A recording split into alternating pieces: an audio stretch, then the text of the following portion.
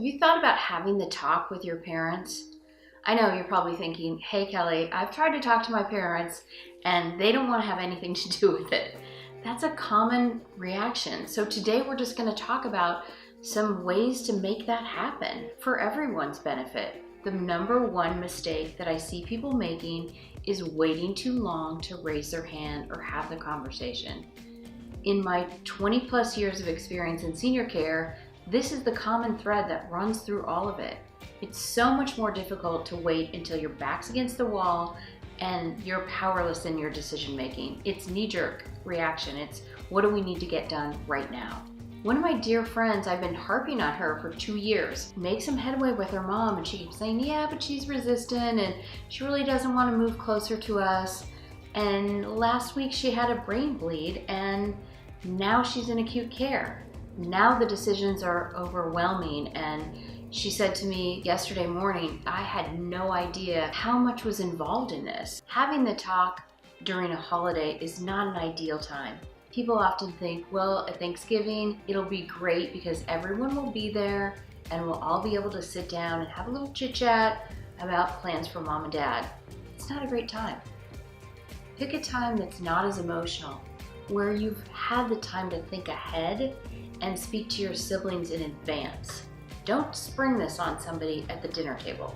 I found that by finding neutral ground where people are non-emotional and you can really just sit and relax and have a cup of coffee is the best way to have this conversation. Just there to visit. It's non-confrontational and you can talk about other folks that are going through the same thing.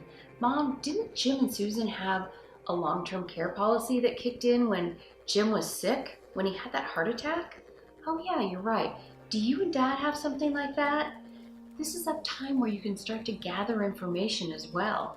You learn things by just visiting and spending time with your parents. And this also creates a great time to ask, not tell. Mom, I would hate for this to happen to you and Dad. Have you thought about what would happen if Dad got sick or all of a sudden if Dad couldn't drive? Really just allowing her the space to think about things, not putting her on the spot, but just saying, I care about you guys and I want you to be prepared in case something happens. The other thing you can do is leave with a plan. And what I mean by that is together formulate some next steps. What can we do together? How can I help you? How can I be there for you and Dad? So what you've done in setting this up is created a non-threatening environment for you to have a conversation with your folks.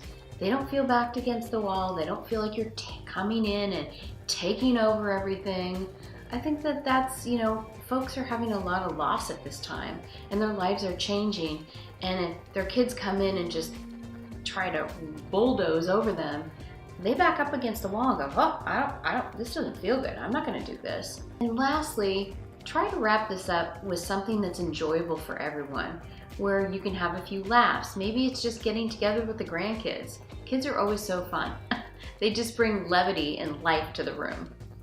But something where you don't leave on a sour note, or you don't just bust into town, visit with your folks briefly and talk about, the details, all business, and then you're gone, and you leave your parents feeling kind of empty. Like, wow, I really just wanted to see my daughter, not the college professor. I wanted my daughter to show up. So this video might have brought up more questions for you, questions that you didn't even know you had.